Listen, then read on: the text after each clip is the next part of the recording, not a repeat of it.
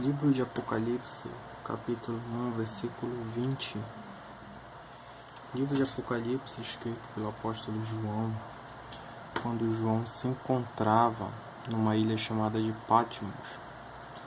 Aí ele, quando estava em espírito, Deus deu essa revelação para ele, né? Então ele ouviu uma voz por trás dele que dizia: João, escreve em livro o que vê e manda às 7 igrejas. Que as 7 igrejas são Éfeso, Esmirna, Pérgamo, Tiátira, Sardes, Filadélfia e Laodiceia. Essas igrejas, elas ficavam numa região conhecida como Ásia Menor. Para quem não sabe, Ásia Menor é o atual território da Turquia. Então ele começa dando uma introdução, mas tem algumas partes que são muito boas para a gente, que seria muito boa de um entendimento. Então é isso que nós vamos ver a partir do versículo 8.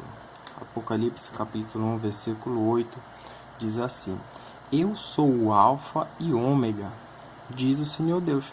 Para quem não sabe, Alfa e Ômega são letras, só que são letras de um alfabeto que não é o nosso alfabeto, é o alfabeto grego.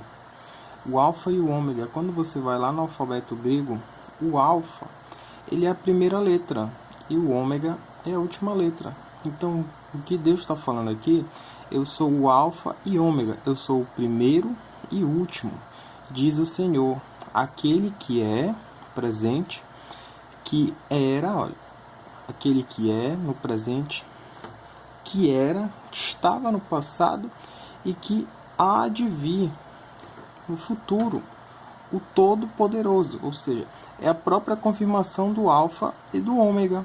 Eu sou o primeiro e sou o último. Eu estou no começo, estava no começo, eu estou no presente e eu também estarei no futuro.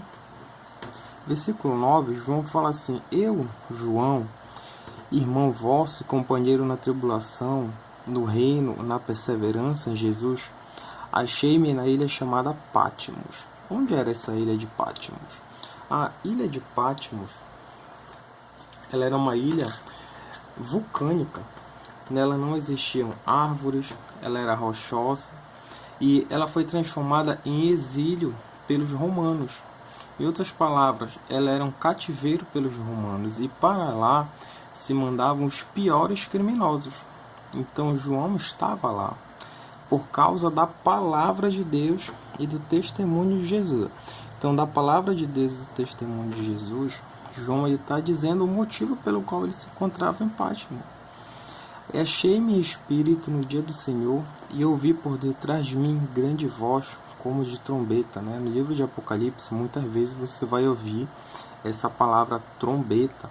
Então, ele ouviu a voz de Deus, dizendo: O que vês, escreve em livro e manda às 7 igrejas, Éfeso, Esmirna, Pérgamo, Tiátira, Sardes, Filadélfia e Laodiceia, que não é o nosso foco aqui, mas sim entender o que certas palavras querem dizer com o contexto.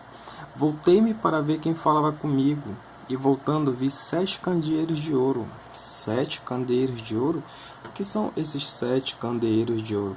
Esses 7 candeeiros de ouro, o próprio livro de Apocalipse fala o que é. Quando você vai lá no capítulo 1, lá no versículo 20, olha o que ele fala lá no versículo 20, ele explica: olha, quanto ao mistério das 7 estrelas que viste na minha mão direita e aos 7 candeeiros, olha os 7 candeeiros de ouro, as 7 estrelas são os anjos das 7 igrejas e os 7 candeeiros são as 7 igrejas. Então, quando ele voltou para ver quem falava com ele, ele viu 7 candeeiros de ouro. Ou seja, 7 candeeiros de ouro representando as 7 igrejas. E no meio do candeeiro, um semelhante a filho de homem, com vestes talares e cingido. Aí ele viu aquele semelhante ao filho do homem, com vestes talares. O que são vestes talares? Talares é uma palavra que significa até o calcanhar. Em outras traduções você vai achar ela como significado até a ponta dos pés. Mas seja qualquer uma das duas traduções, ela está te dizendo que ela vai até os pés. Então, vestes talares. Então, quando ele olhou o semelhante ao filho do homem, que ele estava se referindo a Jesus, ou Deus no caso, já que é a mesma pessoa, ele estava com vestes talares, ou seja, ele estava com vestes que iam até a ponta dos pés. E cingido é uma palavra que significa amarrado, em volta, ao redor, à altura do peito. Opa, olha o que está te dizendo aqui. Estava com uma roupa até os pés e essa roupa estava amarrada à altura do peito, com uma cinta de ouro. Essa cinta de ouro, ela tem alguns significados. Quando o guerreiro vai para uma guerra, ele usa a cinta para amarrar espadas, para amarrar objetos. E também a cinta ela poderia ser usada para como se fosse uma segunda proteção por baixo da armadura. Então estava amarrado com uma cinta de ouro. Essa cinta estava amarrada abaixo do peito e ela tinha um significado. Ouro. Por que o ouro? Por que o fato de estar no peito? Porque no peito é onde nós encontramos o coração. E o ouro, ele representa pureza. É um metal muito precioso, até na química. A origem dele já vem como um metal precioso. Então aqui ele está te falando que ele está amarrado, protegido por uma cinta, pronto para o combate, também protegido, e por uma pureza, que a pureza de Deus resplandecia. A sua cabeça e cabelos eram brancos. Olha aqui, palavra brancos. Então quando nós temos a cor branca, se você vai comprar uma tinta, por exemplo, você vai ver que existem diversos tons de branco, né? Então, os cabelos eram brancos como a alva lã. O que é a lã? Então, nós temos o animal, lembra do animal ovelha? Tiramos a lã da ovelha. A lã da ovelha, aquela lã muito branca, ela é dita como um branco puro. Então, por isso aqui que ele está fazendo uma relação. Aqui ele está falando também de pureza. E quando você vai olhar, só essa palavra aqui, olha, alva. Alva, ela é um significado que são os raios solares ou do início do dia ou do pôr do sol. São aqueles primeiros e últimos raios solares. São aqueles raios solares que não fazem mal para o ser humano. Pelo contrário, são aqueles raios solares que fazem muito bem para o ser humano. São os raios solares recomendáveis pelo médico para uma criança, por exemplo. Lã, então olha, os primeiros raios solares, lã, pureza, faz bem, pureza, como a neve. Quando você vai comprar uma tinta, como eu falei, existem diversos tons de branco, mas o branco mais intenso é o branco neve. E a própria palavra alva, ela também já traz um significado por si só, que representa tudo pureza.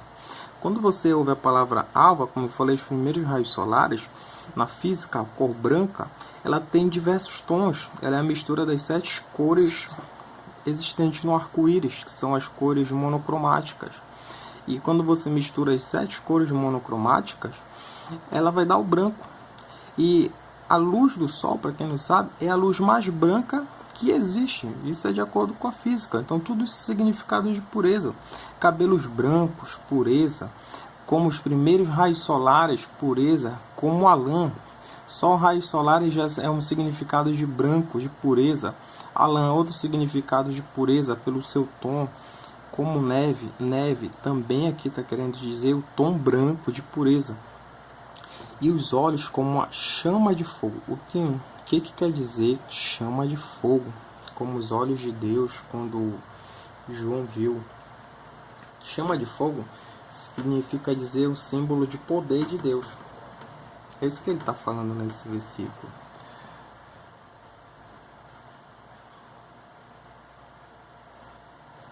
A sua cabeça, brancos, já falamos.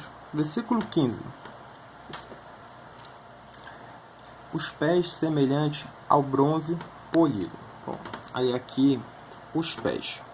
Então ele está falando dos pés semelhante ao bronze polido. Bom, por que ele fala como bronze aqui? Será que não poderia ser outro metal?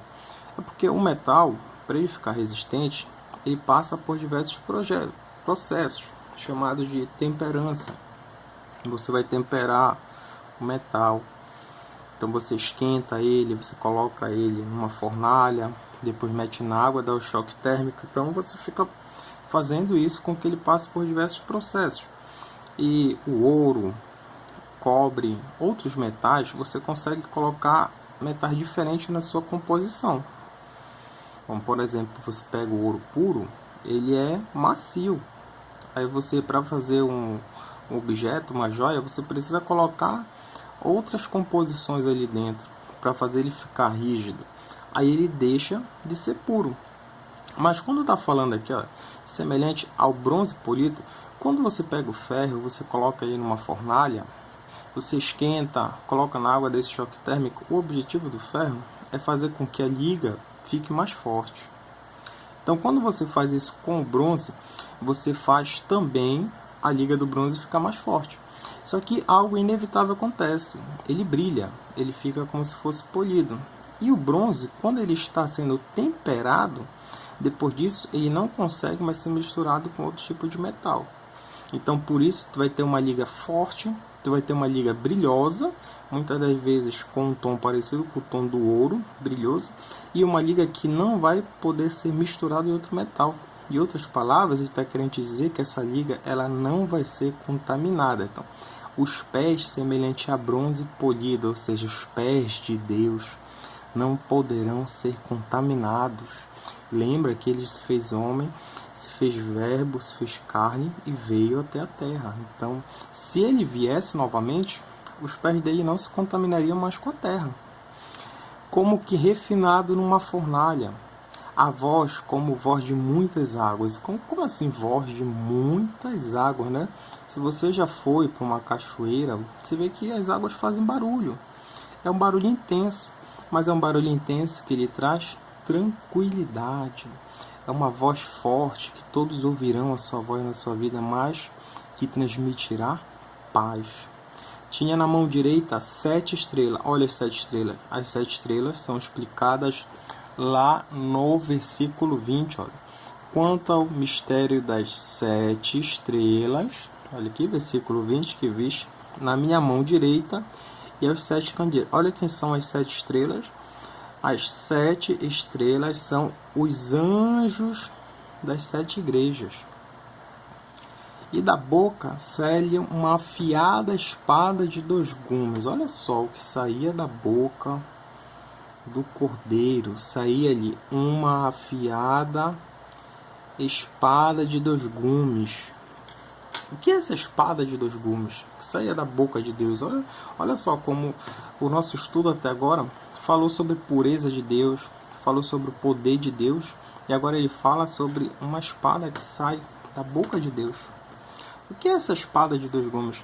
Essa espada de 2 gumes, você vai encontrar a resposta dela lá em Efésios, capítulo 6, versículo 17.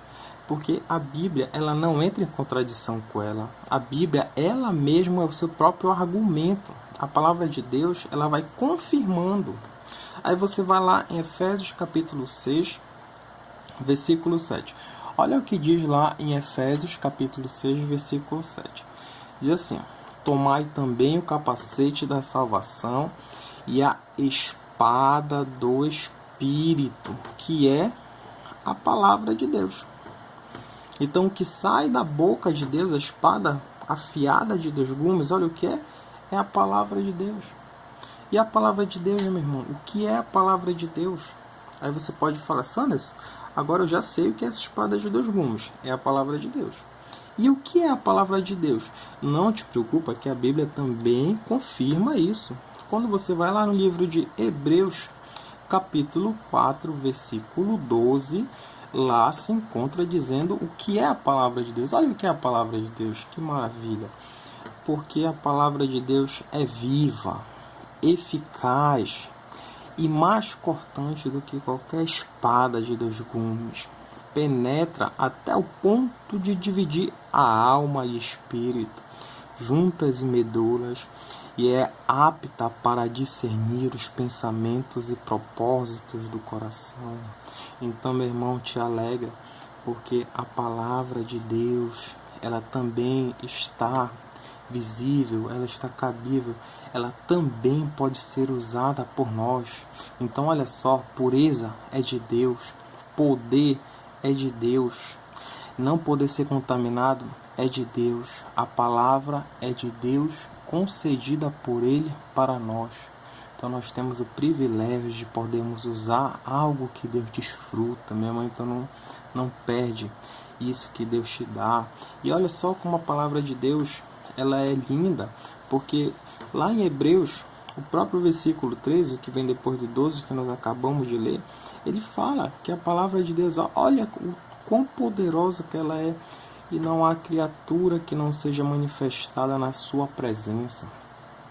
Pelo contrário, todas as coisas estão descobertas e patentes aos olhos daquele a quem temos de prestar contas. Patente significa dizer aqui visíveis, tudo aquilo está visível. Então, o que são essas espadas de 2 gumes, meu irmão? 2 gumes significa dizer que ela pode cortar dos 2 lados.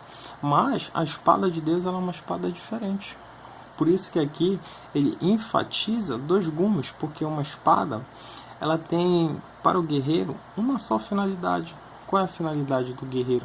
É ferir outra pessoa. Se você for ver nos livros, um guerreiro ele poderia ir para uma batalha até sem escudo, mas ele jamais iria sem uma espada. A espada ela teve uma constante evolução. Ela era pequena, aí veio o exército romano, usava uma espada pequena, onde só precisava de uma mão, e aí depois você com a outra mão segurava escudo. Depois veio a época dos cavaleiros, espadas maiores, já com proteções, e não era necessário escudo. Aí você precisava das 2 mãos para segurar a espada. Aí depois foram descobrindo que o metal, que ele poderia ser temperado, ele ficaria mais resistente, as espadas ficaram mais leves. Aí veio a época da espada fininha, onde ela cortava bastante, era leve, com uma mão só você conseguiria manusear. E aí depois veio a espada asiática, onde um belo trabalho, liga mais forte e muito cortante, mas nada disso é semelhante à palavra de Deus, porque a espada do homem, ela só corta, ela tem o objetivo de matar, e a espada de Deus, ela também tem essa função de destruir. Tanto é que a arma que Deus vence, quando ele vem como cavaleiro branco, é com a espada. E o outro gume dela é para salvar, meu irmão. Se tu usar essa espada, tu salva almas. E seu rosto brilhava como o sol na sua força. Olha que maravilha a palavra de Deus. Espero que eu possa ter contribuído